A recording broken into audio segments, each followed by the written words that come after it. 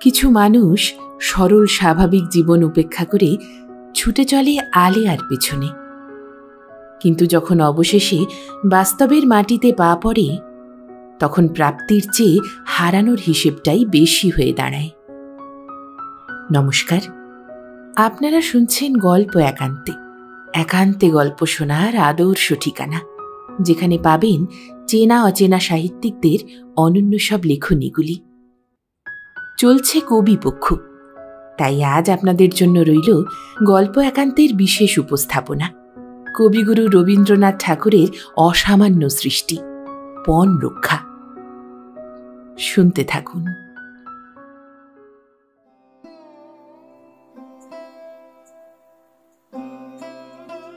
বংশীবদন তাহার ভাই রসিককে যেমন ভালোবাসিত, এমন করিয়া সচরাচর মাও তাহার ছেলেকে ভালোবাসিতে পারে না। পাঠশালা হইতে রসিকের আসিতে যদি কিছু বিলম্ব হইত, তবে সকল কাজ ফেলিয়া সে তাহার সন্ধানে ছুটিয়া যাইত। তাহাকে না খাওয়াইয়া সে নিজে খাইতে পারিত না। রসিকের অল্প কিছু অসুখ বিসুখ হইলেই বংশীর দুই চোখ দিয়া ঝরঝর করিয়া জল ঝরিতে থাকিত। রসিক বংশীর চেয়ে 16 বছরের ছোট। মাঝে যে কয়টি ভাই বোন জন্মিয়াছিল সবগুলি মারা গিয়াছে। কেবল এই সব শেষেরটিকে রাখিয়া যখন রসিকের 1 বছর বয়স, তখন তাহার মা মারা গেল, এবং রসিক যখন 3 বছরের ছেলে, তখন সে পিতৃহীন হইল। এখন রসিককে মানুষ করিবার ভার একাই বংশীর উপর। তাতে কাপড় বোনাই বংশীর পৈতৃক ব্যবসায়ী। এই ব্যবসা করিয়াই বংশীর বৃদ্ধ প্রপিতামহ অভিরাম বসাক গ্রামে যে দেবালয় প্রতিষ্ঠা করিয়া গিয়াছে, আজও সেখানে রাধানাথের বিগ্রহ স্থাপিত আছে।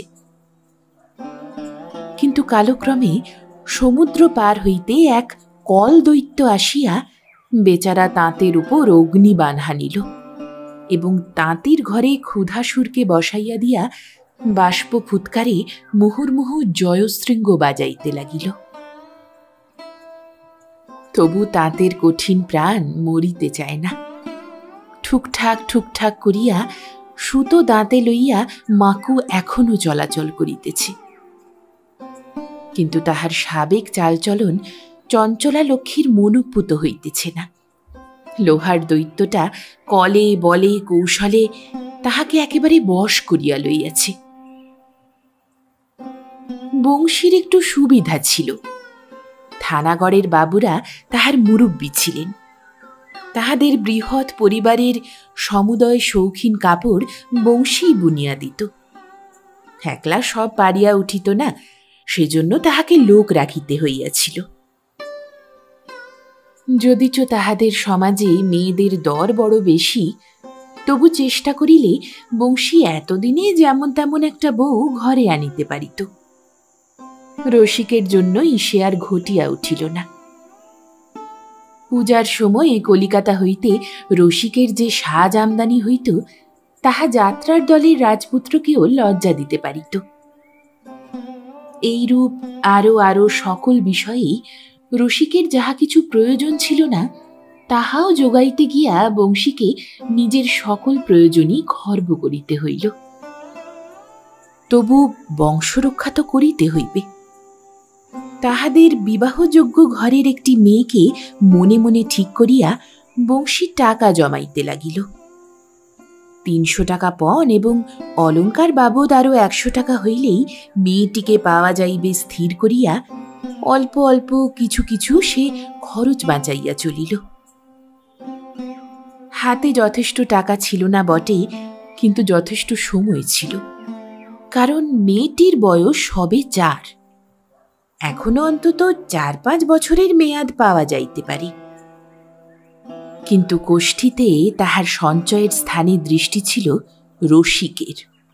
সে দৃষ্টি শুভগ্রহের দৃষ্টি নহে। রসিক ছিল তাহাদের পাড়ার ছোট ছেলে এবং সমবয়সীদের দলের সর্দার। যে লোক সুখে মানুষ হয় এবং যাহা চায় তাহাই পাইয়া থাকে, ভাগ্যদেবতা কর্তৃক বঞ্চিত হতভাগাদের পক্ষে তাহার ভারী একটা আকর্ষণ থাকে। তাহার কাছে ঘেঁষিতে পাওয়াই যেন কতকটা পরিমাণে প্রার্থিত বস্তুকে পাওয়ার স্বামী। যাহার অনেক আছে সে যে অনেক দেয় বলিয়াই লোকে তাহার কাছে আনাগোনা করিয়া থাকে তাহা নহে। সে কিছু না দিলেও মানুষের লুব্ধ কল্পনাকে তৃপ্ত করে। শুধু যে রসিকের শৌখিনতাই পাড়ার ছেলেদের মন মুগ্ধ করিয়াছে এই কথা বলিলে তাহার প্রতি অবিচার করা হইবে। সকল বিষয়ে রসিকের এমন একটি আশ্চর্য নৈপুণ্য ছিল যে তাহার চেয়ে উচ্চ বংশের ছেলেরাও তাহাকে খাতির না করিয়া থাকিতে পারিত না। সে যাহাতে হাত দেয় তাহাই অতি সুকৌশলে করিতে পারে। তাহার মনের উপর যেন কোনো পূর্ব সংস্কারের মূঢ়তা চাপিয়া নাই। সেই জন্য সে যাহা দেখে তাহাই গ্রহণ করিতে পারে। রসিকের এই কারু নৈপুণ্যের জন্য তাহার কাছে ছেলেমেয়েরা এমনকি তাহাদের অভিভাবকেরা পর্যন্ত উমেদারি করিত। কিন্তু তাহার দোষ ছিল কি, কোনো একটা কিছুতে সে বেশি দিন মন দিতে পারিত না। একটা কোনো বিদ্যা আয়ত্ত করিলেই আর সেটা তাহার ভালো লাগিত না। তখন তাহাকে সেই বিষয়ে সাধ্য সাধনা করিতে গেলে সে বিরক্ত হইয়া উঠিত।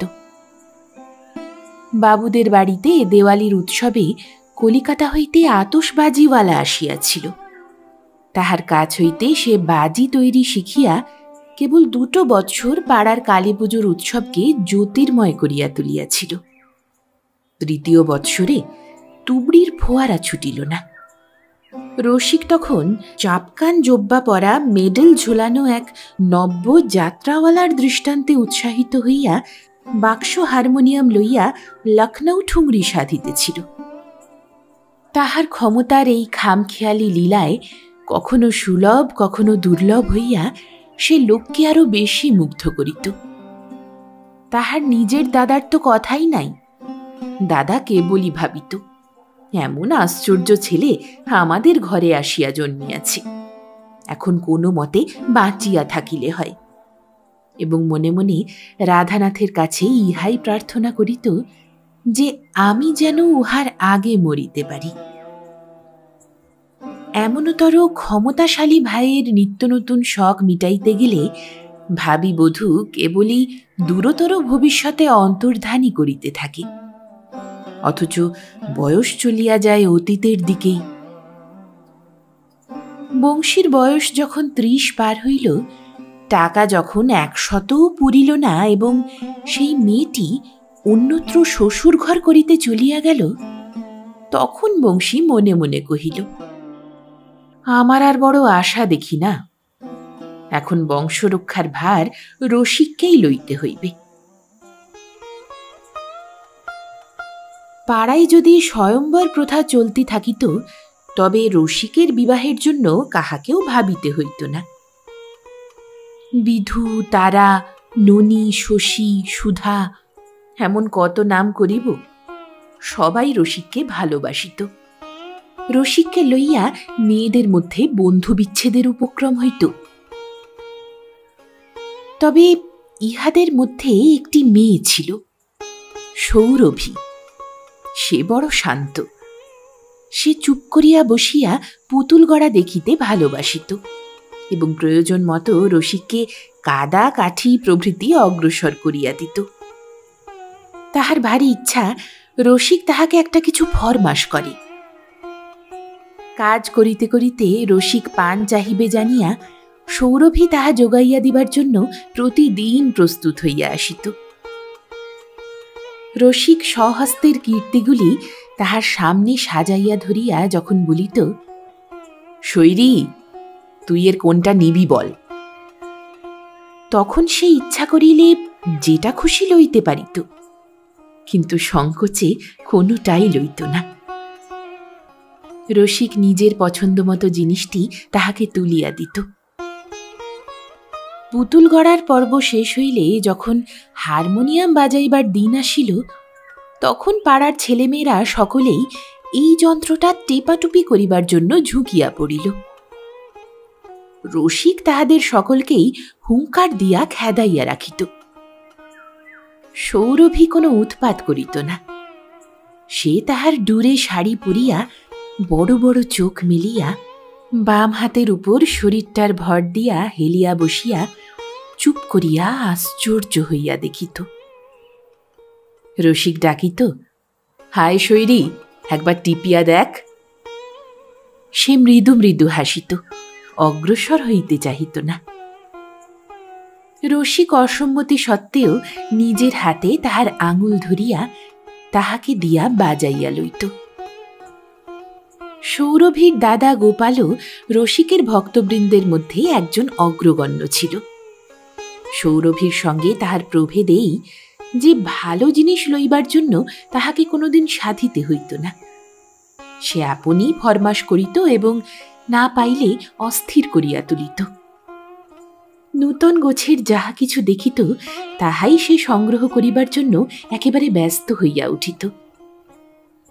রসিক আবার কাহারও আবদার বড় সহিতে পারিত না। তবু গোপাল যেন অন্য ছেলেদের চেয়ে রসিকের কাছে কিছু বেশি প্রশ্রয় পাইত। বংশী মনে মনে ঠিক করিল, এই সৌরভীর সঙ্গেই রসিকের বিবাহ দিতে হইবে। কিন্তু সৌরভীর ঘর তাহাদের চেয়ে অনেক বড়, 500 টাকার কমে কাজ হইবার আশা নাই। এতদিন বংশী কখনো রসিককে তাহার তাঁত বোনায় সাহায্য করিতে অনুরোধ করে নাই। খাটুনি সমস্তই নিজের ঘাড়ে সে লইয়াছিল। রসিক নানা প্রকার বাজে কাজ লইয়া লোকের মনোরঞ্জন করিয়া বেড়াইত, ইহা তাহার দেখিতে ভালোই লাগিত। আর রসিক ভাবিত, দাদা কেমন করিয়া যে রোজই এই এক তাঁতের কাজ লইয়া পড়িয়া থাকে কে জানে, আমি হইলে তো মরিয়া গেলেও পারি না। তাহার দাদা নিজের সম্বন্ধে নিতান্তই টানাটানি করিয়া চালাইত, ইহাতে সে দাদাকে কৃপণ বলিয়া জানিত। তাহার দাদার সম্বন্ধে রসিকের মনে যথেষ্ট একটা লজ্জা ছিল। শিশুকাল হইতেই সে নিজেকে তাহার দাদা হইতে সকল বিষয়েই ভিন্ন শ্রেণীর লোক বলিয়া জানিত। তাহার দাদাই তাহার এই ধারণাকে প্রশ্রয় দিয়া আসিয়াছে। এমন সময়ে বংশী নিজের বিবাহের আশা বিসর্জন দিয়া রসিকেরই বধূ আনিবার জন্য যখন উৎসুক হইল, তখন বংশীর মন আর ধৈর্য মানিতে চাহিল না। প্রত্যেক মাসের বিলম্ব তাহার কাছে অসহ্য বোধ হইতে লাগিল। বাজনা বাজিতেছে, আলো জ্বালা হইয়াছে, বরসজ্জা করিয়া রসিকের বিবাহ হইতেছে। এই আনন্দের ছবি বংশীর মনে তৃষ্ণার্তের সম্মুখে মৃগতৃষ্ণিকার মতো কেবলই জাগিয়া আছে। তবু যথেষ্ট দ্রুত বেগে টাকা জমিতে চায় না। যত বেশি চেষ্টা করে ততই যেন সফলতাকে আরো বেশি দূরবর্তী বলিয়া মনে হয়।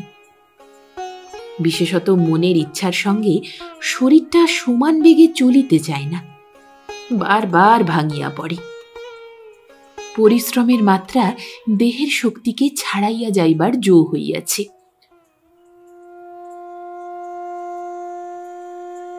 যখন সমস্ত গ্রাম নিষুপ্ত, কেবল নিশাচরীর চৌকিদারের মতো প্রহরে প্রহরে শৃগালের দল হাঁক দিয়া যাইতেছে, তখন মিটমিটে প্রদীপে বংশী কেবল কাজ করিতেছে। এমন কত রাত ঘটিয়াছে। বাড়িতে তাহার এমন কেহই ছিল না যে তাহাকে নিষেধ করে। এদিকে যথেষ্ট পরিমাণে পুষ্টিকর আহার হইতেও বংশী নিজেকে বঞ্চিত করিয়াছে। গায়ের শীতবস্ত্রখানা জীর্ণ হইয়া পড়িয়াছে। তাহার নানা ছিদ্রের খিড়কির পথ দিয়া গোপনে গোপনে শীতকে ডাকিয়া আনিতেছে। গত 2 বৎসর হইতে প্রত্যেক শীতের সময় বংশী মনে করে, এইবারটা একরকম করিয়া চালাইয়া দিই, আরও একটু হাতে টাকা জমুক।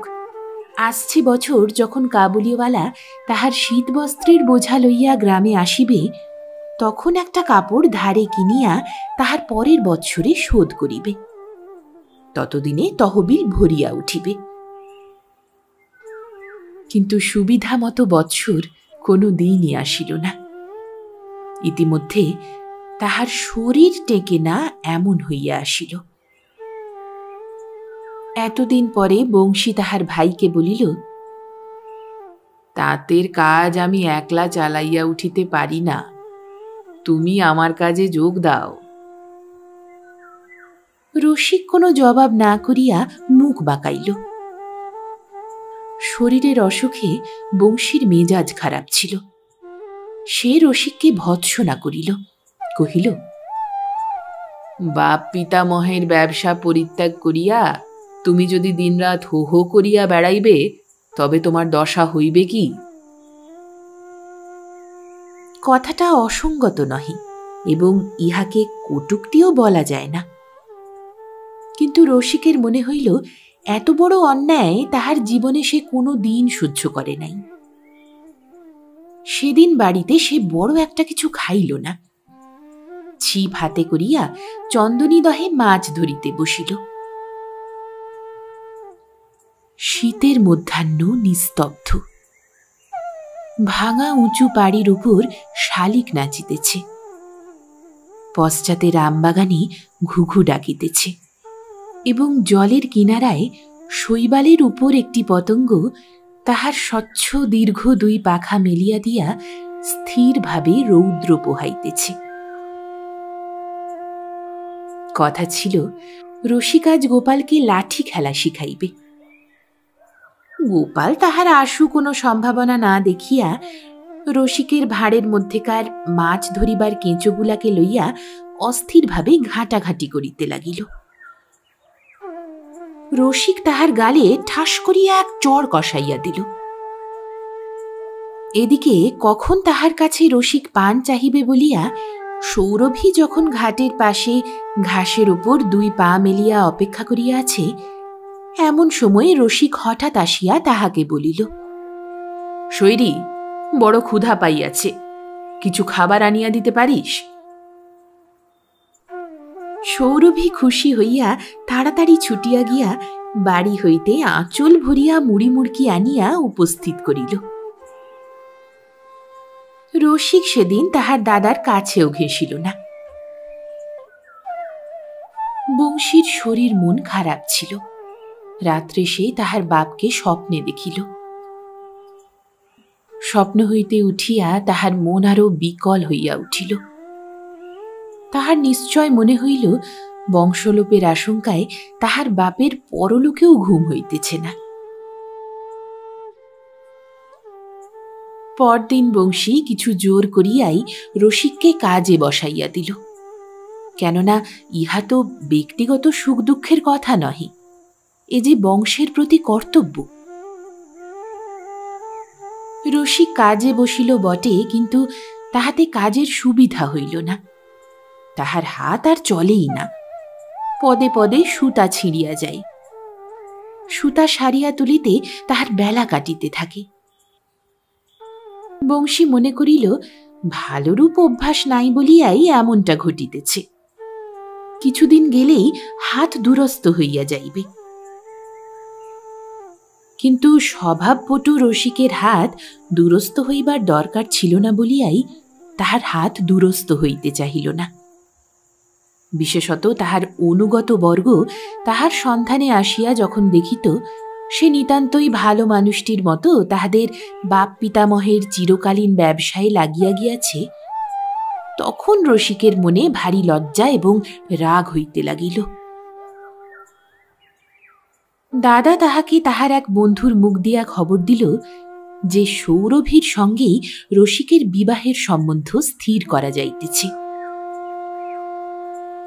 বংশী মনে করিয়াছিল এই সুখবরটায় নিশ্চয়ই রসিকের মন নরম হইবে, কিন্তু সেরূপ ফল তো দেখা গেলই না। দাদা মনে করিয়াছেন সৌরভীর সঙ্গে বিবাহ হইলেই আমার মোক্ষ লাভ হইবে। এই বলিয়া সৌরভীর প্রতি হঠাৎ তাহার ব্যবহারের এমন পরিবর্তন ঘটাইল যে সে বেচারি আঁচলের প্রান্তে পান বাঁধিয়া তাহার কাছে আসিতে আর সাহসী করিল না। সমস্ত রকম সকম দেখিয়া কি জানি এই ছোট শান্ত মেয়েটির ভারী কান্না পাইতে লাগিল। হারমোনিয়াম বাজনা সম্বন্ধে অন্যান্য মেয়েদের চেয়ে তাহার যে একটু বিশেষ অধিকার জুটিয়াছিল সে তো ঘুচিয়াই গেল। তাহার উপর আবার সর্বদাই রসিকের যে ফাই ফরমাস খাটিবার ভার তাহার উপর ছিল সেটাও আর রহিল না। হঠাৎ জীবনটা ফাঁকা এবং সংসারটা নিতান্তই ফাঁকি বলিয়া তাহার কাছে মনে হইতে লাগিল। এতদিন রসিক এই গ্রামের বন বাদার, রথতলা, রাধানাথের মন্দির, নদী, খেয়াঘাট, বিল, দিঘি, কামারপাড়া, ছুতারপাড়া, হাট বাজার সমস্তই আপনার আনন্দে ও প্রয়োজনে বিচিত্রভাবে অধিকার করিয়া লইয়াছিল।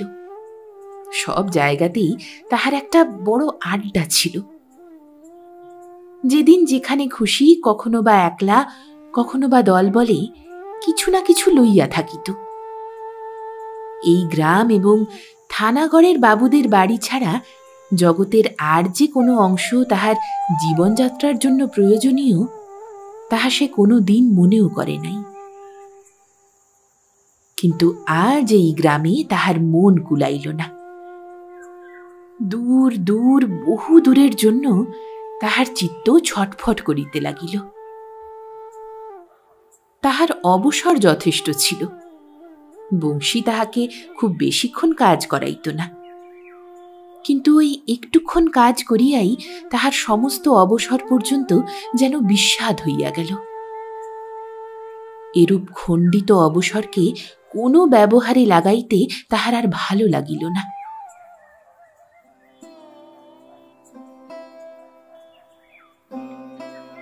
এই সময়ে থানাগড়ের বাবুদের এক ছেলে এক বাইসাইকেল কিনিয়া আনিয়া চড়া অভ্যাস করিতেছিল। রসিক সেটাকে লইয়া অতি অল্পক্ষণের মধ্যেই এমন আয়ত্ত করিয়া লইল যেন সে তাহার নিজেরই পায়ের তলাকার একটা ডানা। কিন্তু কি চমৎকার, কি স্বাধীনতা, কি আনন্দ! দূরত্বের সমস্ত বাধাকে এই বাহনটা যেন তীক্ষ্ণ সুদর্শন চক্রের মতো অতি অনায়াসেই কাটিয়া দিয়া চলিয়া যায়।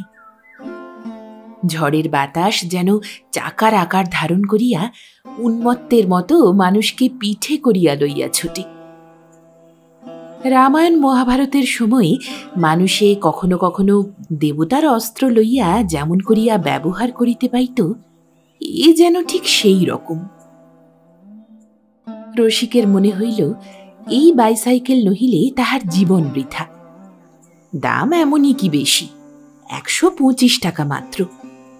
এই 125 টাকা দিয়া মানুষ একটা নূতন শক্তি লাভ করিতে পারে, ইহা তো সস্তা। বিষ্ণুর গরুর বাহন এবং সূর্যের অরুণ সারথিত সৃষ্টিকর্তাকে কর্মভোগ ভোগায় নাই, আর ইন্দ্রের উচ্চই শ্রবার জন্য সমুদ্র মন্থন করিতে হইয়াছিল। কিন্তু এই বাইসাইকেলটি আপন পৃথিবীজয়ী গতিবেগ স্তব্ধ করিয়া কেবল 125 টাকার জন্য দোকানের এক কোণে দেয়ালে ঠেস দিয়া প্রতীক্ষা করিয়া আছে। দাদার কাছে রসিকার কিছু চাহিবে না পণ করিয়াছিল, কিন্তু সে পণ রক্ষা হইল না। তবে চাওয়াটার কিছু বেশ পরিবর্তন করিয়া দিল। কহিল, আমাকে 125 টাকা ধার দিতে হইবে। বংশীর কাছে রসিক কিছুদিন হইতেই কোনো আবদার করে নাই। ইহাতে শরীরের অসুখের উপর আরও একটা গভীরতর বেদনা বংশীকে দিন রাত্রি পীড়া দিতেছিল। তাই রসিক তাহার কাছে দরবার উপস্থিত করিবা মাত্রই মুহূর্তের জন্য বংশীর মন নাচিয়া উঠিল। মনে হইল, দূর হোক গে ছাই, এমন করিয়া আর টানাটানি করা যায় না, দিয়াই ফেলি। কিন্তু বংশ, সে যে একেবারেই ডোবে। 125 টাকা দিলে আর বাকি থাকে কি? ধার? রসিক 125 টাকা ধার শুধিবে? তাই যদি সম্ভব হইত তবে তো বংশী নিশ্চিন্ত হইয়া মরিতেই পারিত। বংশী মনটাকে একেবারে পাথরের মতো শক্ত করিয়া বলিল, সে কি হয়? 125 টাকা আমি কোথায় পাইব? রসিক বন্ধুদের কাছে বলিয়া বেড়াইল, এ টাকা আমি যদি না পাই তবে আমি বিবাহই করিব না। বংশীর কানে যখন সে কথা পৌঁছাইল তখন সে বলিল, এও তো মজা মন্দ নয়। পাত্রীকে টাকা দিতে হইবে, আবার পাত্রকে না দিলেও চলিবে না, এমন দায় তো আমাদের 7 পুরুষের মধ্যে কখনো ঘটে নাই। রসিক সুস্পষ্ট বিদ্রোহ করিয়া তাঁতের কাজ হইতে অবসর লইল। জিজ্ঞাসা করিলে বলে, আমার অসুখ করিয়াছে। তাঁতের কাজ না করা ছাড়া তাহার আহার বিহারে অসুখের অন্য কোনো লক্ষণ প্রকাশ পাইল না। বংশী মনে মনে একটু অভিমান করিয়া বলিল, থাক, উহাকে আমি আর কখনো কাজ করিতে বলিব না। বলিয়া রাগ করিয়া নিজেকে আরো বেশি কষ্ট দিতে লাগিল। বিশেষত সেই বছরেই বয়কটের কল্যাণে হঠাৎ তাঁতের কাপড়ের দর এবং আদর অত্যন্ত বাড়িয়া গেল। তাঁতিদের মধ্যে যাহারা অন্য কাজে ছিল তাহারা প্রায় সকলেই আবার তাঁতে ফিরিল। নিয়ত চঞ্চল মাকুগুলা ইঁদুর বাহনের মতো সিদ্ধিদাতা গণনায়ককে বাংলার তাঁতির ঘরে দিন রাত কাঁধে করিয়া দৌড়াইতে লাগিল। এখন এক মুহূর্ত তাঁত কামাই পড়িলে বংশীর মন অস্থির হইয়া উঠে। এই সময়ে রসিক যদি তাহার সাহায্য করে তবে 2 বৎসরের কাজ 6 মাসে আদায় হইতে পারে, কিন্তু সে আর ঘটিল না। কাজেই ভাঙা শরীর লইয়া বংশী একেবারে সাধ্যের অতিরিক্ত পরিশ্রম করিতে লাগিল। রসিক প্রায় বাড়ির বাহিরে বাহিরেই কাটায়, কিন্তু হঠাৎ একদিন যখন সন্ধ্যার সময় বংশীর হাত আর চলে না, পিঠের দাঁড়া যখন ফাটিয়া পড়িতেছে, কেবলই কাজের গোলমাল হইয়া যাইতেছে এবং তাহা সারিয়া লইতে বৃথা সময় কাটিতেছে, এমন সময় শুনিতে পাইল সেই কিছুকালের উপেক্ষিত হারমোনিয়াম যন্ত্রে আবার লখনৌ ঠুংরি বাজিতেছে। এমন দিন ছিল যখন কাজ করিতে করিতে রসিকের এই হারমোনিয়াম বাজনা শুনিলে গর্বে ও আনন্দে বংশীর মন পুলকিত হইয়া উঠিত। আজ কিন্তু একেবারেই সেই রূপ হইল না। সে তাঁত ফেলিয়া ঘরের আঙিনার কাছে আসিয়া দেখিল একজন কোথাকার অপরিচিত লোককে রসিক বাজনা শুনাইতেছে। ইহাতে তাহার জ্বর তপ্ত ক্লান্ত দেহ আরো যেন জ্বলিয়া উঠিল। মুখে তাহার যাহা আসিল তাহাই বলিল। রসিক শুনিয়া উদ্ধত হইয়া জবাব করিল, তোমার অন্নে যদি আমি ভাগ বসাই তবে আমি, ইত্যাদি ইত্যাদি। বংশী কহিল, আর মিথ্যা বড়াই করিয়া কাজ নাই। তোমার সামর্থ্য যত দূর ঢের দেখিয়াছি। শুধু বাবুদের নকলে বাজনা বাজাইয়া নবাবি করিলেই হয় না। বলিয়া সে চলিয়া গেল, আর তাঁতে বসিতে পারিল না। ঘরের মাদুরে গিয়া শুইয়া পড়িল। রসিক যে হারমোনিয়াম বাজাইয়া চিত্ত বিনোদন করিবার জন্যই সঙ্গী জুটাইয়া আনিয়াছিল তাহা নহে। থানাগড়ে যে সার্কাসের দল আসিয়াছিল, রসিক সেই দলে চাকরির উমেদারি করিতে গিয়াছিল। সেই দলেরই একজনের কাছে নিজের ক্ষমতার পরিচয় দিবার জন্য তাহাকে যতগুলি গত জানে একে একে শুনাইতে প্রবৃত্ত হইয়াছিল। এমন সময়ে সঙ্গীতের মাঝখানে নিতান্ত অন্য রকমের সুর আসিয়া পৌঁছিল। আজ পর্যন্ত বংশীর মুখ দিয়া এমন কঠিন কথা কখনো বাহির হয় নাই। নিজের বাক্যে সে নিজেই আশ্চর্য হইয়া গেল। এমনতর মর্মান্তিক ভৎসনার পরে বংশীর পক্ষে আর তাহার সঞ্চয়ের টাকা রক্ষা করা সম্ভবপর নহে। যে টাকার জন্য হঠাৎ এমন অভাবনীয় কাণ্ডটা ঘটিতে পারিল, সেই টাকার উপর বংশীর ভারী একটা রাগ হইল। তাহাতে আর তাহার কোনো সুখ রহিল না। রসিক যে তাহার কত আদরের সামগ্রী এই কথা কেবলই তাহার মনের মধ্যে তোলপাড় করিতে লাগিল।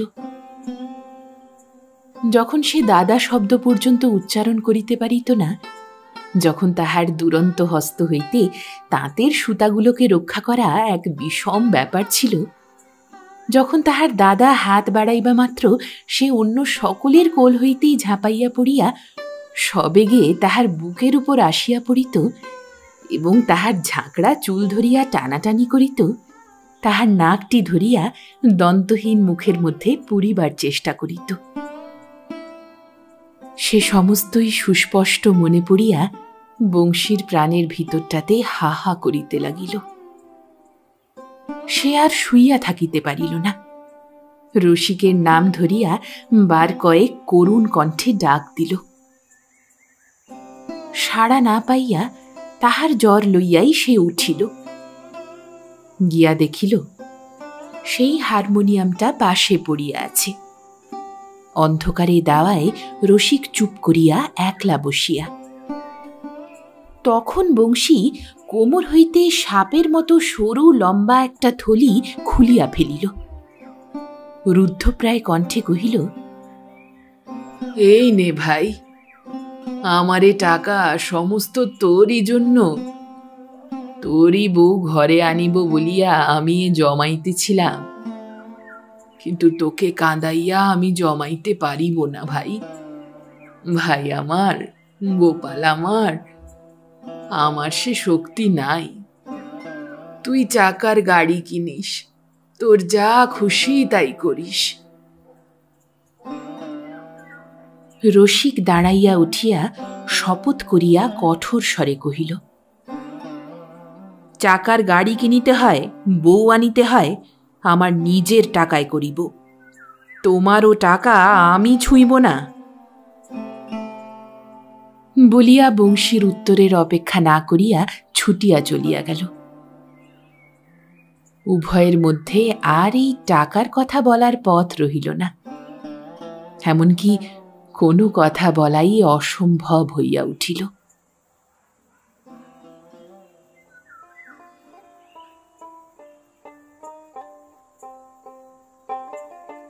রসিকের ভক্তশ্রেষ্ঠ গোপাল আজকাল অভিমান করিয়া দূরে দূরে থাকে।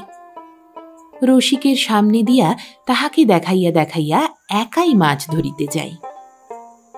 আগেকার মতো তাহাকে আর ডাকাডাকি করে না। আর সৌরভীর তো কথাই নাই। রসিক দাদার সঙ্গে তাহার আড়ি, একেবারে জন্মের মতো আড়ি। অথচ সে যে এত বড় একটা ভয়ঙ্কর আড়ি করিয়া দিয়াছে, সেটা রসিককে স্পষ্ট করিয়া জানাইবার সুযোগ না পাইয়া আপনার মনে ঘরের কোণে অভিমানে ক্ষণে ক্ষণে কেবলই তাহার দুই চোখ ভরিয়া উঠিতে লাগিল।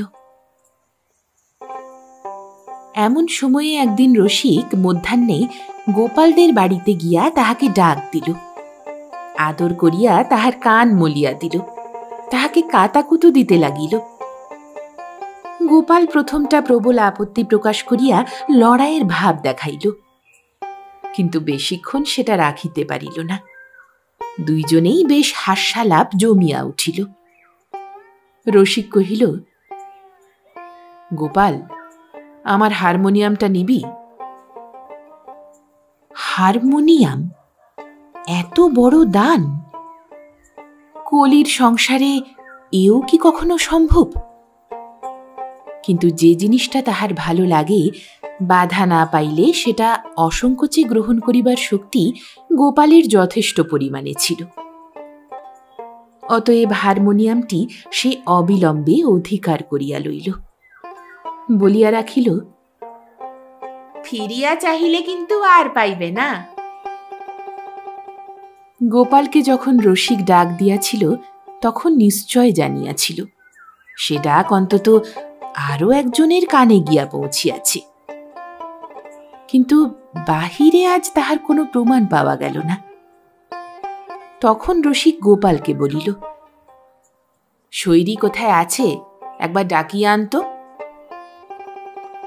গোপাল ফিরিয়া আসিয়া কহিল, শৈরি বলিল তাহাকে এখন বড়ি শুকাইতে দিতে হইবে, তাহার সময় নাই। রসিক মনে মনে হাসিয়া কহিল, চল দেখি সে কোথায় বড়ি শুকাইতেছে। রসিক আঙিনার মধ্যে প্রবেশ করিয়া দেখিল কোথাও বড়ির নাম গন্ধ নাই।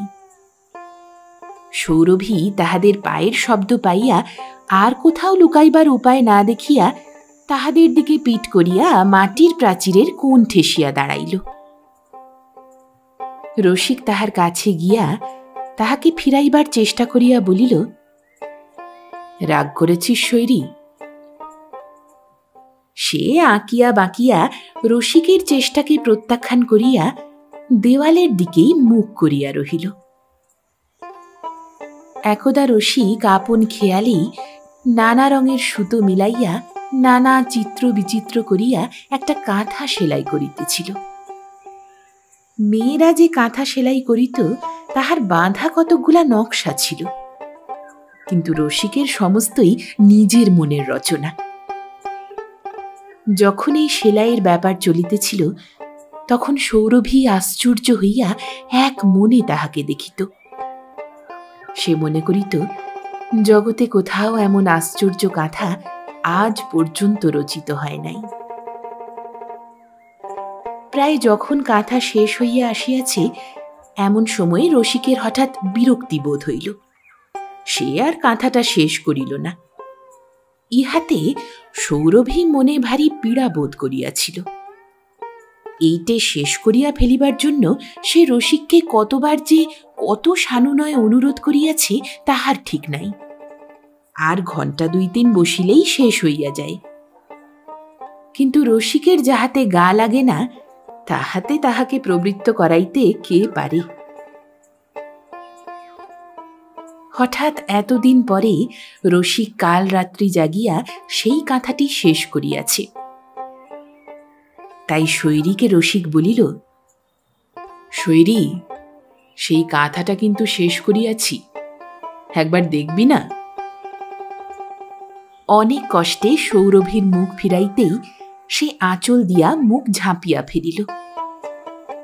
তখন যে তাহার 2 কপল বহিয়া জল পড়িতেছিল সে জল সে দেখাইবে কেমন করিয়া? সৌরভীর সঙ্গে তাহার পূর্বের সহজ সম্বন্ধ স্থাপন করিতে রসিকের যথেষ্ট সময় লাগিল। অবশেষে উভয় পক্ষে সন্ধি যখন এতদূর অগ্রসর হইল যে সৌরভী রসিককে পান আনিয়া দিল, তখন রসিক সেই কাঁথার আবরণ খুলিয়া সেটিকে আঙিনার উপর মেলিয়া দিল। সৌরভীর হৃদয়টি বিস্ময়ে অভিভূত হইয়া গেল। অবশেষে রসিক যখন বলিল, শৈরী, এ কাঁথা তোর জন্যই তৈরি করিয়াছি, এটা আমি তোকেই দিলাম। তখন এত বড় অভাবনীয় দান কোনো মতেই সৌরভী স্বীকার করিয়া লইতে পারিল না। পৃথিবীতে সৌরভী কোনো দুর্লভ জিনিস দাবি করিতে শিখে নাই। গোপাল তাহাকে খুব ধমক দিল। মানুষের মনস্তত্ত্বের সূক্ষ্মতা সম্বন্ধে তাহার কোনো বোধ ছিল না। সে মনে করিল লোভনীয় জিনিস লইতে লজ্জা একটা নিরবিচ্ছিন্ন কপটতা মাত্র। গোপাল ব্যর্থ কালব্যয় নিবারণের জন্য নিজেই কাঁথাটা ভাঁজ করিয়া লইয়া ঘরের মধ্যে রাখিয়া আসিল। বিচ্ছেদ মিটমাট হইয়া গেল। এখন হইতে আবার পূর্বতন প্রণালীতে তাহাদের বন্ধুত্বের ইতিহাসের দৈনিক অনুবৃত্তি চলিতে থাকিবে। 2টি বালক বালিকার মন এই আশায় উৎফুল্ল হইয়া উঠিল। সেদিন পাড়ায় তাহাদের দলের সকল ছেলেমেয়ের সঙ্গেই রসিক আগেকার মতোই ভাব করিয়া লইল। কেবল তাহার দাদার ঘরে একবারও প্রবেশ করিল না। যে প্রৌঢ়া বিধবা তাহাদের বাড়িতে আসিয়া রাঁধিয়া দিয়া যায়, সে আসিয়া যখন সকালে বংশীকে জিজ্ঞাসা করিল, আজ কি রান্না হইবে? বংশী তখন বিছানায় শুইয়া বলিল, আমার শরীর ভালো নাই, আজ আমি কিছু খাইব না। রসিককে ডাকিয়া তুমি খাওয়াইয়া দিও। স্ত্রীলোকটি বলিল, রসিক তাহাকে বলিয়াছে সে আজ বাড়িতে খাইবে না, অন্যত্র বোধ করি তাহার নিমন্ত্রণ আছে। শুনিয়া বংশী দীর্ঘ নিঃশ্বাস ফেলিয়া গায়ের কাপড়টায় মাথা পর্যন্ত মুড়িয়া পাশ ফিরিয়া শুইল।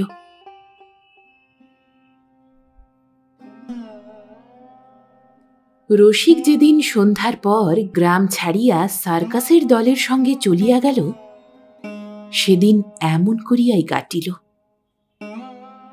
শীতের রাত্রি, আকাশে আধখানি চাঁদ উঠিয়াছে। সেদিন হাট ছিল, হাট সারিয়া সকলেই চলিয়া গিয়াছে। কেবল যাহাদের দূর পাড়ার বাড়ি, এখনো তাহারা মাঠের পথে কথা কহিতে কহিতে চলিয়াছে। একখানি বোঝাই শূন্য গরুর গাড়িতে গাড়োয়ান র্যাপার মুড়ি দিয়া নিদ্রামগ্ন। গরু দুটি আপন মনে ধীরে ধীরে বিশ্রামশালার দিকে গাড়ি টানিয়া লইয়া চলিয়াছে। গ্রামের গোয়াল ঘর হইতে খড় জ্বালানো ধোঁয়া বায়ুহীন শীত রাত্রে হিম ভারাক্রান্ত হইয়া স্তরে স্তরে বাঁশঝাড়ের মধ্যে আবদ্ধ হইয়া আছে। রসিক যখন প্রান্তরের প্রান্তে গিয়া পৌঁছিল, যখন অস্ফুট চন্দ্রালোকে তাহাদের গ্রামের ঘন গাছগুলির নীলিমাও আর দেখা যায় না, তখন রসিকের মনটা কেমন করিয়া উঠিল। তখনও ফিরিয়া আসার পথ কঠিন ছিল না, কিন্তু তখনও তাহার হৃদয়ের কঠিনতা যায় নাই। সে মনে মনে ভাবিল, উপার্জন করি না, অথচ দাদার অন্ন খাই। যেমন করিয়া হোক এই লাঞ্ছনা না মুছিয়া, নিজের টাকায় কেনা বাইসাইকেলে না চড়িয়া আজন্মকাল এই গ্রামে আর ফিরিয়া আসিব না। রহিল এখানকার চন্দনী দহের ঘাট, এখানকার সুখ সাগর দিঘি, এখানকার ফাল্গুন মাসে সর্ষে ক্ষেতের গন্ধ, চৈত্র মাসে আমবাগানে মৌমাছির গুঞ্জন ধ্বনি। রহিল এখানকার বন্ধুত্ব, এখানকার সমস্ত আমোদ উৎসব। এখন সম্মুখে শুধু অপরিচিত পৃথিবী, অনাত্মীয় সংসার এবং ললাটে অদৃষ্টের লিখন।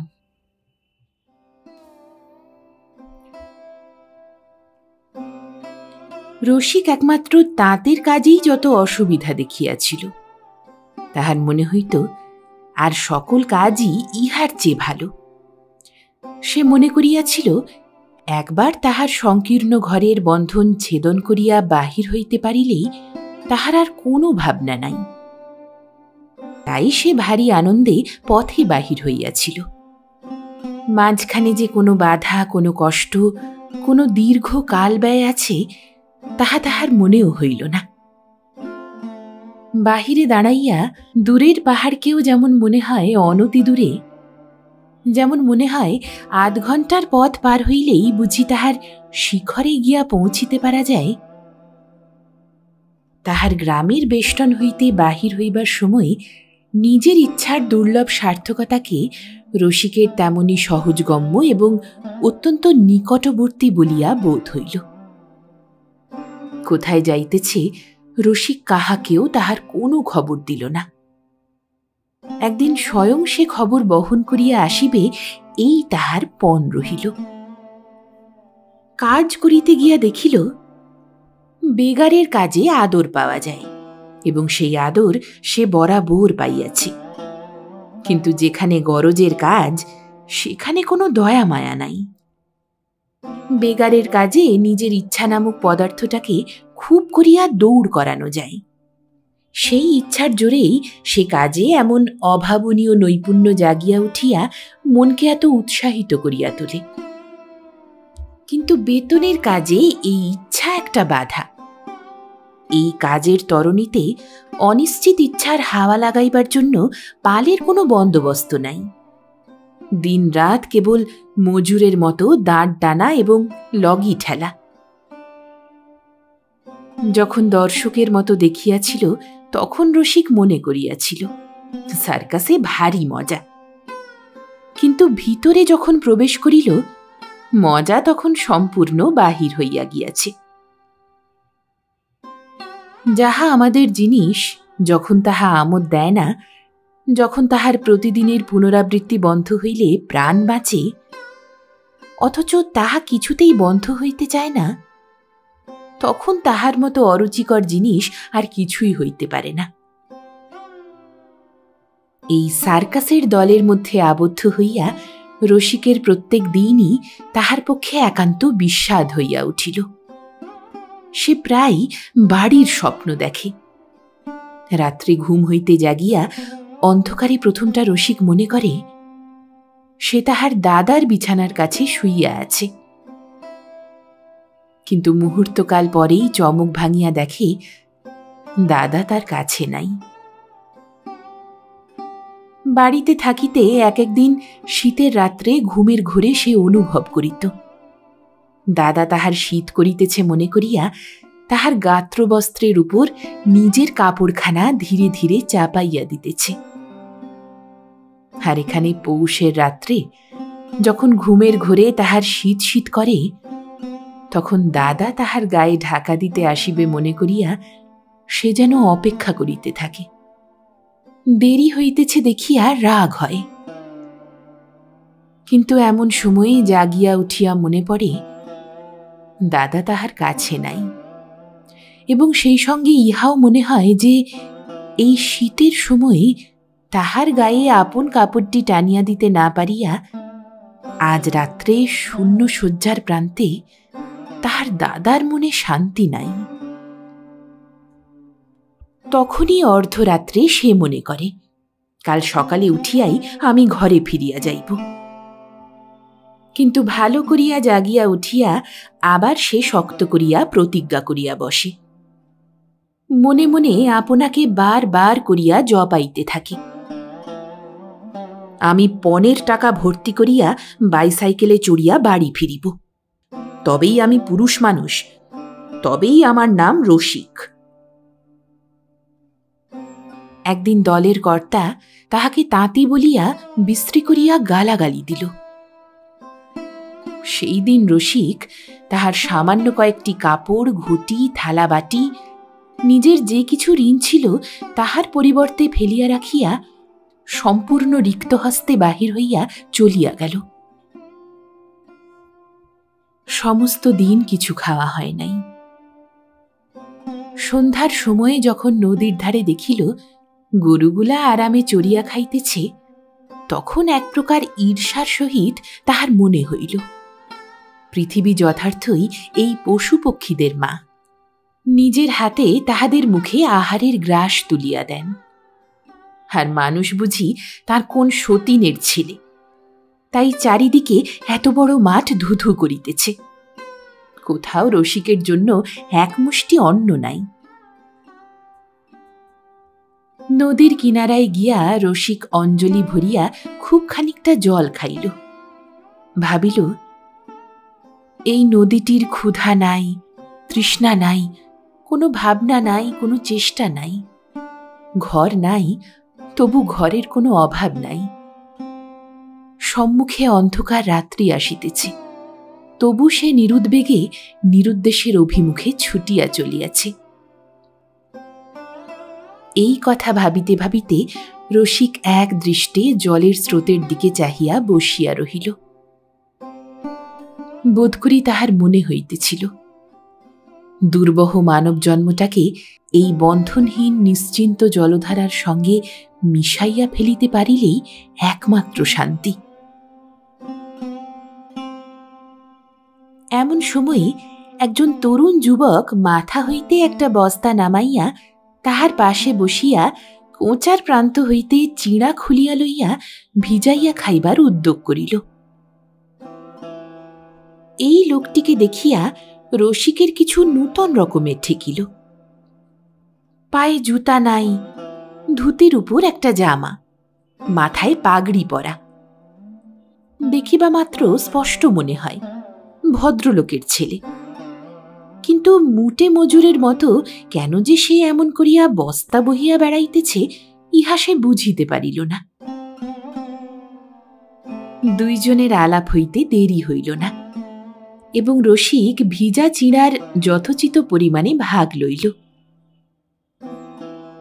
এই ছেলেটি কলিকাতার কলেজের ছাত্র। ছাত্রেরা যে স্বদেশী কাপড়ের দোকান খুলিয়াছে, তাহারই জন্য দেশি কাপড় সংগ্রহ করিতে সে এই গ্রামের হাটে আসিয়াছে। নাম সুবোধ, জাতিতে ব্রাহ্মণ। তাহার কিন্তু কোনো সংকোচ নাই, বাধা নাই। সমস্ত দিন হাটে ঘুরিয়া সন্ধ্যাবেলায় চিড়া ভিজাইয়া খাইতেছে। দেখিয়া নিজের সম্বন্ধে রসিকের ভারী একটা লজ্জা বোধ হইল। শুধু তাই নয়, তাহার মনে হইল যেন মুক্তি পাইলাম। এমন করিয়া খালি পায়ে মজুরের মতো যে মাথায় মোট বহিতে পারা যায়, ইহা উপলব্ধি করিয়া জীবনযাত্রার ক্ষেত্র এক মুহূর্তে তাহার সম্মুখে প্রসারিত হইয়া গেল। সে ভাবিতে লাগিল, আজ তো আমার উপবাস করিবার কোনো দরকারই ছিল না। আমি তো ইচ্ছা করিলেই মোট বহিতে পারিতাম। সুবোধ যখন মোট মাথায় লইতে গেল, রসিক বাধা দিয়া বলিল, মোট আমি বহিব। সুবোধ তাহাতে নারাজ হইলে রসিক বলিল, আমি তাঁতির ছেলে, আমি আপনার মোট বহিব। আমাকে কলিকাতায় লইয়া যান। আমি তাঁতি। আগে হইলে রসিক এ কথা কখনোই মুখে উচ্চারণ করিতে পারিত না, কিন্তু এখন তাহার বাধা কাটিয়া গিয়াছে। সুবোধ তো লাফাইয়া উঠিল, বলিল, তুমি তাঁতি? আমি তো তাঁতি খুঁজিতেই বাহির হইয়াছি। আজকাল তাহাদের দর এত বাড়িয়াছে যে কেহই আমাদের তাঁতের স্কুলে শিক্ষকতা করিতে যাইতে রাজি হয় না। রসিক তাঁতের স্কুলের শিক্ষক হইয়া কলিকাতায় আসিল। এতদিন পরে বাসা খরচ বাদে সে সামান্য কিছু জমাইতে পারিল, কিন্তু বাইসাইকেল চক্রের লক্ষ্য ভেদ করিতে এখনো অনেক বিলম্ব আছে। বধূর বরমাল্যের তো কথাই নাই। ইতিমধ্যে তাঁতের স্কুলটা গোড়ায় যেমন হঠাৎ জ্বলিয়া উঠিয়াছিল, তেমনি হঠাৎ নিবিয়া যাইবার উপক্রম হইল। কমিটির বাবুরা যতক্ষণ কমিটি করিতে থাকেন অতি চমৎকার হয়, কিন্তু কাজ করিতে নামিলেই গণ্ডগোল বাধে। তাহারা নানা দিকদেশ হইতে নানা প্রকারের তাঁত আনাইয়া শেষকালে এমন একটা অপরূপ জঞ্জাল বুনিয়া তুলিলেন যে সমস্ত ব্যাপারটা লইয়া যে কোন আবর্জনা কুণ্ডে ফেলা যাইতে পারে, তাহা কমিটির পর কমিটি করিয়াও স্থির করিতে পারিলেন না। রসিকের আর সহ্য হয় না। ঘরে ফিরিবার জন্য তাহার প্রাণ ব্যাকুল হইয়া উঠিয়াছে। চোখের সামনে সে কেবলই আপনার গ্রামের নানা ছবি দেখিতেছে। অতি তুচ্ছ খুঁটিনাটিও উজ্জ্বল হইয়া তাহার মনের সামনেই দেখা দিয়া যাইতেছে। পুরোহিতের আধ পাগলা ছেলেটা, তাহাদের প্রতিবেশীর কপিল বর্ণের বাছুরটা, নদীর পথে যাইতে রাস্তার দক্ষিণ ধারে একটা তাল গাছকে শিকড় দিয়া আঁটিয়া জড়াইয়া একটা অশ্বত্থ গাছ দুই কুস্তিগির পালোয়ানের মতো প্যাঁচ কষিয়া দাঁড়াইয়া আছে। তাহারই তলায় একটা অনেক দিনের পরিত্যক্ত ভিটা। তাহাদের বিলের তিন দিকেই আমন ধান। এক পাশে গভীর জলের প্রান্তে মাছ ধরা জাল বাঁধিবার জন্য বাঁশের খোঁটা পোঁতা। তাহারই উপরে একটি মাছরাঙা চুপ করিয়া বসিয়া। কৈবর্ত পাড়া হইতে সন্ধ্যার পরে মাঠ পার হইয়া কীর্তনের শব্দ আসিতেছে। ভিন্ন ভিন্ন ঋতুতে নানা প্রকার মিশ্রিত গন্ধে গ্রামের ছায়াময় পথে স্তব্ধ হাওয়া ভরিয়া রহিয়াছে। আর তারই সঙ্গে মিলিয়া তাহার সেই ভক্তবন্ধুর দল, সেই চঞ্চল গোপাল, সেই আঁচলের খুঁটে পান বাঁধা বড় বড় স্নিগ্ধ চোখ মেলা সৌরভী। এই সমস্ত স্মৃতি ছবিতে, গন্ধে, শব্দে, স্নেহে, প্রীতিতে, বেদনায় তাহার মনকে প্রতিদিন গভীরতর আবিষ্ট করিয়া ধরিতে লাগিল। গ্রামে থাকিতে রসিকের যে নানা প্রকার কারুনৈপুণ্য প্রকাশ পাইত, এখানে তাহা একেবারে বন্ধ হইয়া গিয়াছে। এখানে তাহার কোনো মূল্য নাই। এখানকার দোকান বাজারের কলের তৈরি জিনিস হাতের চেষ্টাকে লজ্জা দিয়া নিরস্ত করে। তাঁতের স্কুলে কাজের বিড়ম্বনা মাত্র। থিয়েটারের দীপশিখা তাহার চিত্তকে পতঙ্গের মতো মরণের পথে টানিয়াছিল। কেবল টাকা জমাইবার কঠোর নিষ্ঠা তাহাকে বাঁচাইয়াছে। সমস্ত পৃথিবীর মধ্যে কেবলমাত্র তাহার গ্রামটিতে যাইবার পথই তাহার কাছে একেবারে রুদ্ধ। এই জন্যই গ্রামে যাইবার টান প্রতি মুহূর্তে তাহাকে এমন করিয়া পীড়া দিতেছে। তাঁতের স্কুলে সে প্রথমটা ভারী ভরসা পাইয়াছিল, কিন্তু আজ যখন সে আশা আর টেকে না, যখন তাহার 2 মাসের বেতনই সে আদায় করিতে পারিল না, তখন সে আপনাকে আর ধরিয়া রাখিতে পারে না এমন হইল। সমস্ত লজ্জা স্বীকার করিয়া মাথা হেঁট করিয়া এই 1 বৎসরের প্রবাসবাসীর বৃহৎ ব্যর্থতা বহিয়া দাদার আশ্রয়ে যাইবার জন্য তাহার মনের মধ্যে কেবলই তাগিদ আসিতে লাগিল। যখন মনটা অত্যন্ত যাই করিতেছে, এমন সময়ে তাহার বাসার কাছে খুব ধুম করিয়া একটি বিবাহ হইল। সন্ধ্যাবেলায় বাজনা বাজাইয়া বর আসিল। সেই দিন রাত্রে রসিক স্বপ্ন দেখিল। তাহার মাথায় টোপর, গায়ে লাল চেলি, কিন্তু সে গ্রামের বাঁশঝাড়ের আড়ালে দাঁড়াইয়া আছে। পাড়ার ছেলেমেয়েরা তোর বর আসিয়াছে বলিয়া সৌরভীকে খেপাইতেছে। সৌরভী বিরক্ত হইয়া কাঁদিয়া ফেলিয়াছে। রসিক তাহাদিগকে শাসন করিতে ছুটিয়া আসিতে চাই, কিন্তু কেমন করিয়া কেবলই বাঁশের কঞ্চিতে তাহার কাপড় জড়াইয়া যায়, ডালে তাহার টোপর আটকায়, কোনো মতেই পথ করিয়া বাহির হইতে পারে না। ঘুম ভাঙিয়া জাগিয়া উঠিয়া রসিকের মনের মধ্যে ভারী লজ্জা বোধ হইল। বধূ তাহার জন্য ঠিক করা আছে, অথচ সেই বধূকে ঘরে আনিবার যোগ্যতা তাহার নাই। এইটাই তাহার কাপুরুষতার সবচেয়ে চূড়ান্ত পরিচয় বলিয়া তাহার মনে হইল। না, এত বড় দীনতা স্বীকার করিয়া গ্রামে ফিরিয়া যাওয়া কোনো মতেই হইতে পারে না।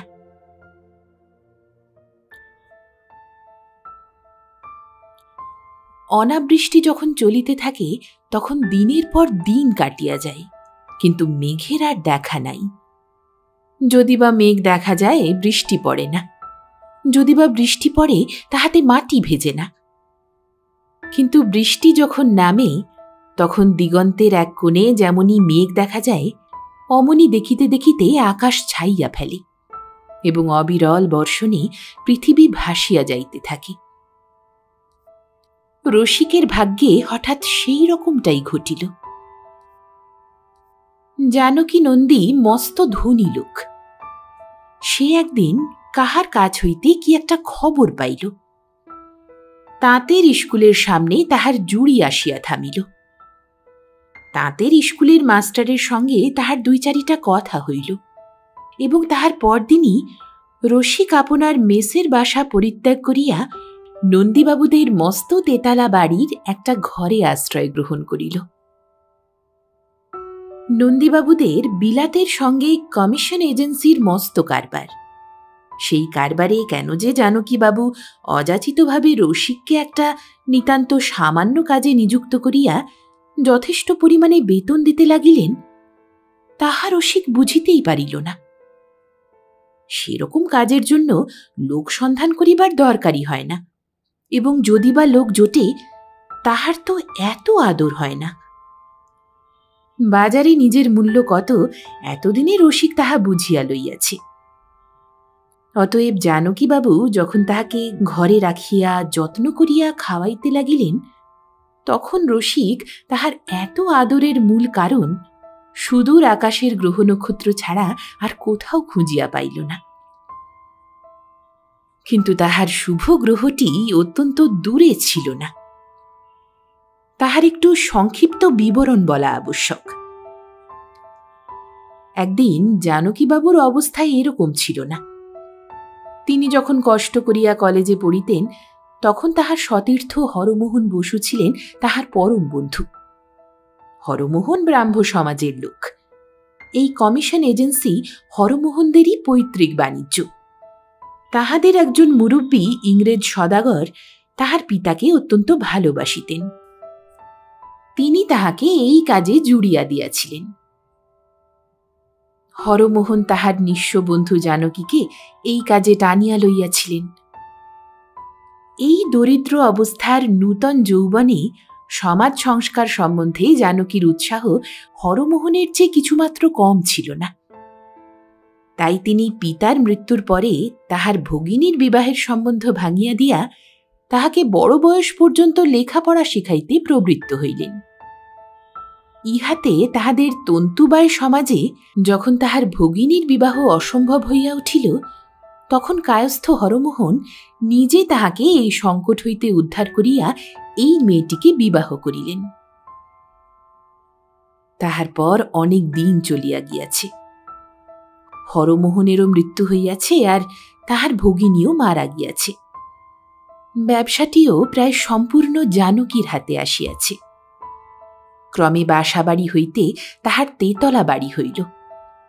চিরকালের নিকেলের ঘড়িটিকে অপমান করিয়া তাড়াইয়া দিয়া সোনার ঘড়ি সুয়োরানীর মতো তাহার বক্ষের পার্শ্বে টিকটিক করিতে লাগিল।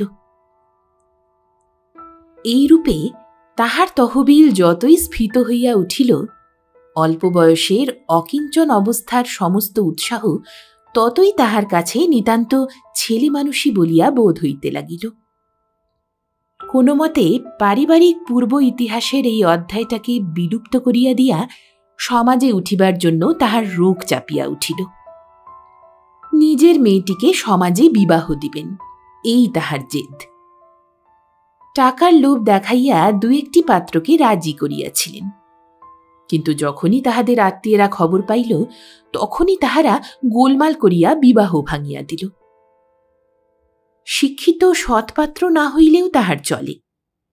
কন্যার চিরজীবনের সুখ বলিদান দিয়াও তিনি সমাজ দেবতার প্রসাদ লাভের জন্য উৎসুক হইয়া উঠিলেন।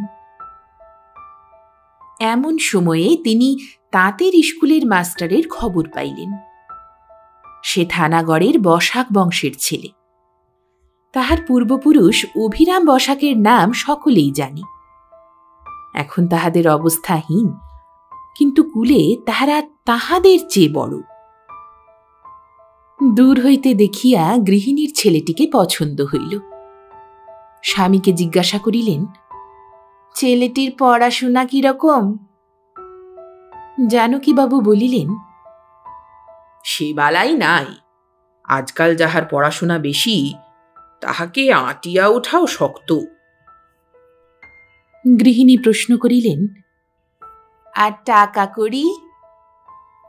জানকীবাবু বলিলেন, যথেষ্ট অভাব আছে, আমার পক্ষে সেইটাই লাভ।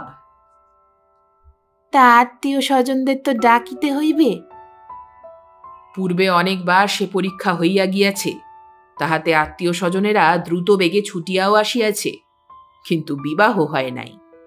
এবারে স্থির করিয়াছি আগে বিবাহ দিব। আত্মীয় স্বজনদের সঙ্গে মিষ্টালাভ পরে সময় মতো করা যাইবে। রসিক যখন দিন রাত্রে তাহাদের গ্রামে ফিরিবার কথা চিন্তা করিতেছে এবং হঠাৎ অভাবনীয় রূপে অতি সত্বর টাকা জমাইবার কি উপায় হইতে পারে তাহা ভাবিয়া কোনো কুল কিনারা পাইতেছে না, এমন সময়ে আহার আর ঔষধ দুই তাহার মুখের কাছে আসিয়া উপস্থিত হইল। হাঁ করিতে সে আর এক মুহূর্ত বিলম্ব করিল না। জানকীবাবু জিজ্ঞাসা করিলেন, তোমার দাদাকে খবর দিতে চাও? রসিক কহিল, না, তাহার কোনো দরকার নাই।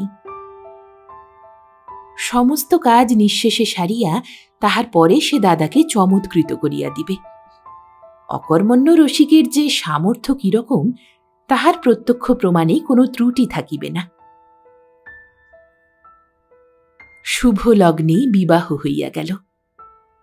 অন্যান্য সকল প্রকার দান সামগ্রীর আগে রসিক একটা বাইসাইকেল দাবি করিল।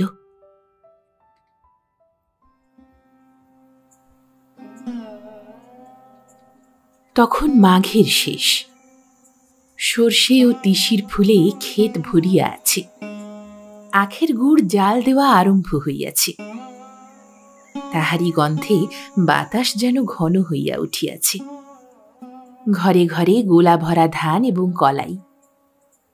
গোয়ালের প্রাঙ্গণে খড়ের গাদা স্তূপাকার হইয়া রহিয়াছে। ওপারে নদীর চরে বাথানে রাখালেরা গরু মহিষের দল লইয়া কুটির বাঁধিয়া বাস করিতেছে। খেয়াঘাটের কাজ প্রায় বন্ধ হইয়া গিয়াছে। নদীর জল কমিয়া গিয়া লোকেরা কাপড় গুটাইয়া হাঁটিয়া পার হইতে আরম্ভ করিয়াছে। রসিক কলার পরানো শার্টের উপর মালকোঁচা মারিয়া ঢাকাই ধুতি পরিয়াছে।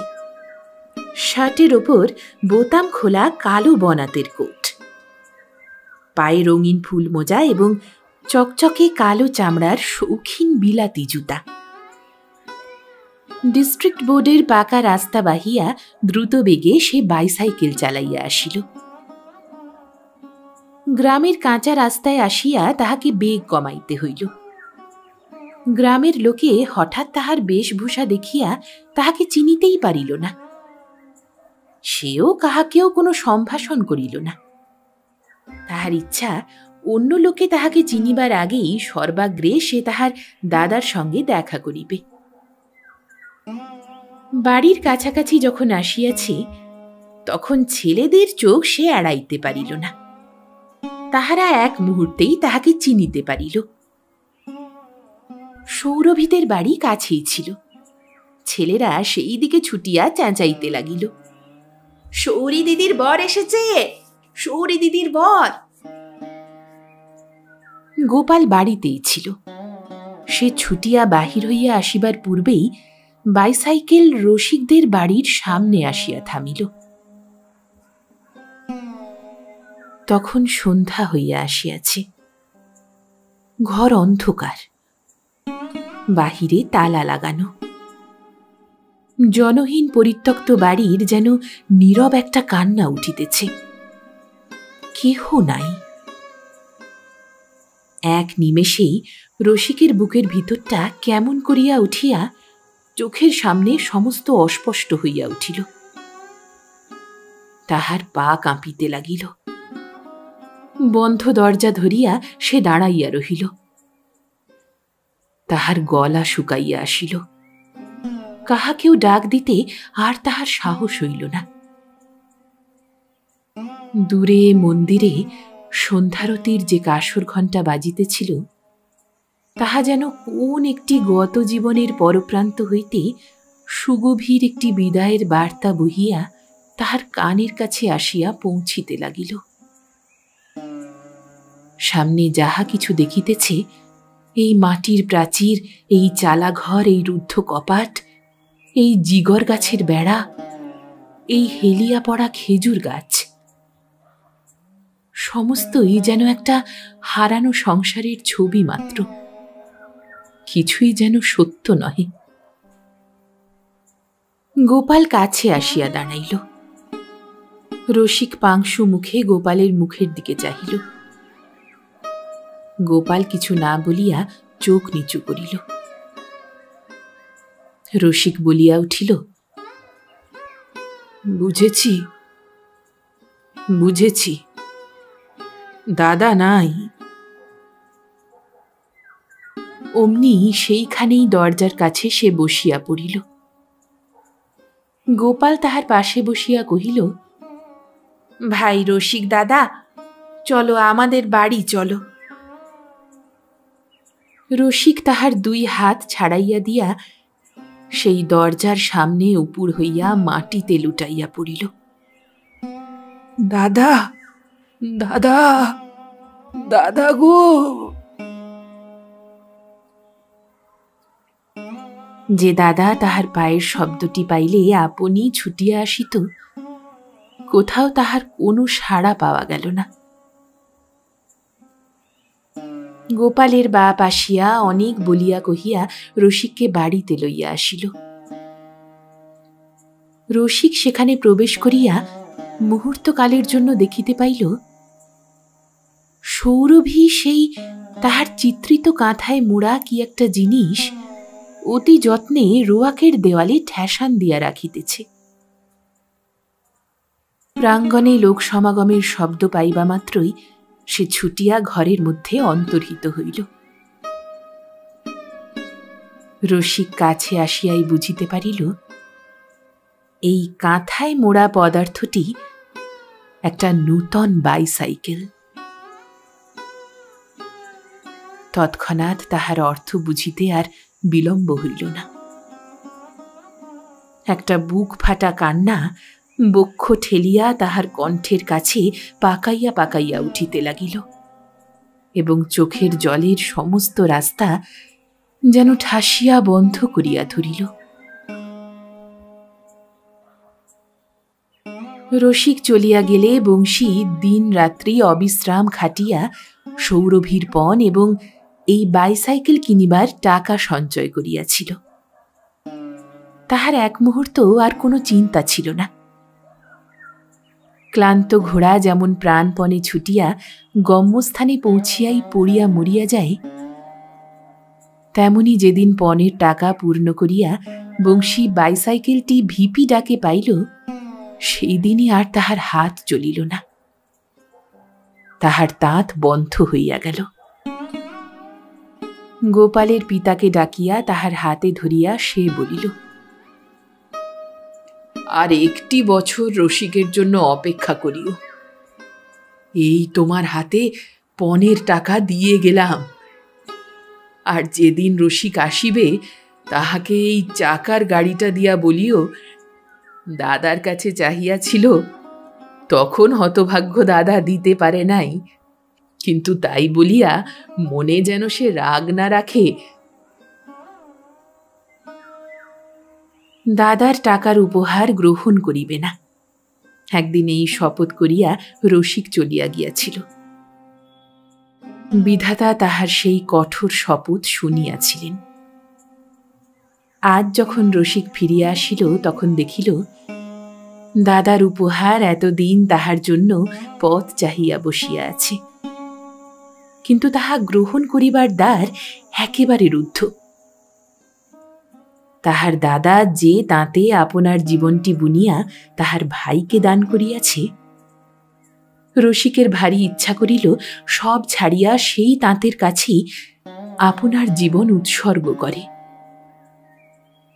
কিন্তু হায়, কলিকাতা শহরে টাকার হাড়ি কাঠে চিরকালের মতো সে আপনার জীবন বলি দিয়া আসিয়াছে।